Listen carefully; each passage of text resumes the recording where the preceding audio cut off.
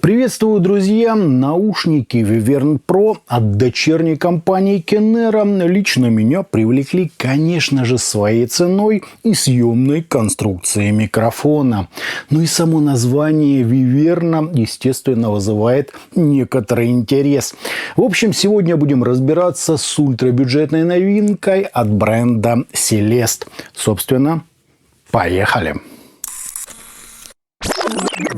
Пришли наушники в небольшой коробке с иероглифами и списком их технических характеристик, в числе которых стоит отметить единственный 10-миллиметровый LCP-динамик с импедансом в 32 Ома при чувствительности 105 дБ. В комплект нам положили инструкцию с заводским графиком АЧХ, металлическую фигурку Виверны, 2 защиты на микрофон, сам съемный микрофон, а также набор цветных амбушюр КБ-07. Вроде должен быть еще один комплект насадок, но у меня его почему-то не оказалось. Кабель радует, что к нему можно подключить полноценный микрофон, но выглядит он бюджетно, да и сопротивление в целый Ом довольно показательно. С другой стороны, за такие деньги что-то требовать бессмысленно. Сами чашечки выполнены из белой гипоаллергенной смолы. Сзади у них отверстия для компенсации. Звуковод имеет утолщение на конце. Ну а внешнюю часть сделали с эдаким закосом под металл. Смотрится это дешево, но посадка удобная. Да, амбушюры тут чуть ли не одни из лучших. Вот так, друзья, это, собственно, все и выглядит.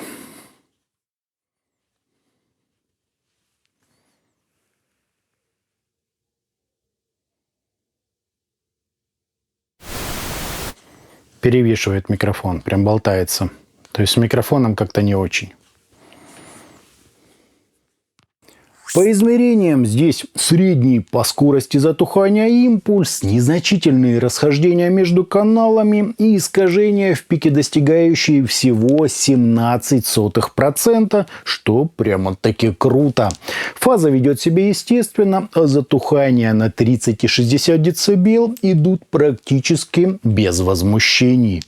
По АЧХ же мы имеем подъем низких частот на 10 дБ с хорошим таким заходом на середину. Аналогичная амплитуда выделения области разборчивости сплата до 4 кГц. Ну и классический уже пик на 8 кГц для усиления резкости звучания. После чего акцентами на 12,5 и 16 кГц нам подчеркнули и, как вы сами видите, максимально продлили высокочастотную составляющую. Из таргетов это 1 в 1 кривая диффузного поля, ну или слегка модифицированная от Harman. Что сказать? Отличный график. Тот, кто оценивает наушники исключительно по настройке, уверен, даст этой модели максимально возможный балл. Придраться здесь действительно не к чему. На слух же лично у меня не возникает никаких вопросов по поводу их стоимости. Все атрибуты бюджетного звука, так сказать, на своих законных местах. Сцена не особо представлена, посредственная прорисовка вторичных планов, звучание слегка зажатое, при этом они еще и требовательные к усилительному тракту, не самая высокая динамика и довольно ощутимое сглаживание практически по всему диапазону частот. Такое, если кто не знает, присутствует почти у всех относительно дешевых наушников. К примеру, у высоко оцененных в сообществе 7 Гц Zero 2. Так что выше головы модель точно не прыгает. Ну а если говорить о своей нише, то там они показывают довольно впечатляющие результаты. Благодаря настройке они прекрасно отрабатывают практически любые музыкальные жанры, устойчивы к высокой громкости, без рези и сибилянтов, неплохо сбалансированы по акцентам, хорошо басят, а главное, корректно прорисовывают самый центр диапазона. На графике видно, что переход на и с него осуществляется плавно, а значит средние частоты не задвинуты и не заглушены. То есть технически с ними все прекрасно. В достоинство также выделю отличную выразительность, собранность, мелодику, ощутимый такой вес у акустических инструментов и правильный масштаб у всего звучания в целом, что действительно как бы намекает нам на некоторую серьезность и высокий уровень качества. Однако физику не обманешь, и в сравнении с чем-то действительно стоящим налицо не самый быстрый и спорный по амплитуде колебания драйвер. В своей цене лучше мы, наверное, и не найдем, но те же Thanks Food практически на 2 головы лучше. Еще раз, в целом очень неплохо, но это не уровень моделей за условные $80. Свои же 25 баксов они отрабатывают на 110%. Я бы их даже поставил выше уже упомянутых 7 Гц Zero 2 от Crinacle. Разбирая же по частотам, здесь в меру глубокий, с хорошо прослеживающимися текстурами и цельным таким характером бас, более-менее естественная, певучая, с прекрасным ощущением массы серединка и столь же насыщенные, но слегка отодвинутые назад верха. Из источников к ним лучше выбирать что-то в достаточной степени мощное и очень техничное, а из стилистики акустически простое и нетребовательная к прорисовке вторичных планов.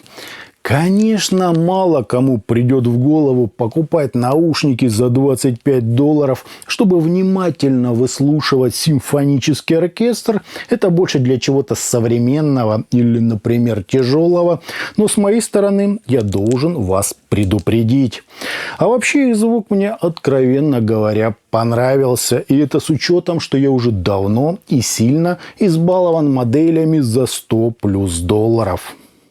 Итогом динамические наушники Celeste Wyvern Pro удобно сидят, без сомнения подкупают своим кабелем со съемным микрофоном и фирменными насадками в комплекте, но на слух это наушники за $25.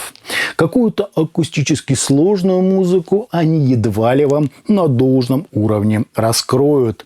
Непонятно почему требуют солидного усиления и в своем звучании содержат легкую такую зажатость и некоторую грубость, свойственную большинству бюджетных решений. Как вердикт, за $25 это реально классные наушники, но если вы можете позволить себе больше, то я бы посмотрел на что-то еще. Лично мне понравилась их настройка, весомость, масштаб и общая музыкальность. Добавить мне, друзья, здесь больше нечего. Это были наушники Celeste Wyvern Pro. Не забывайте, что у нас есть группы ВКонтакте и Телеграме. Обязательно на них подписывайтесь. Всем добра!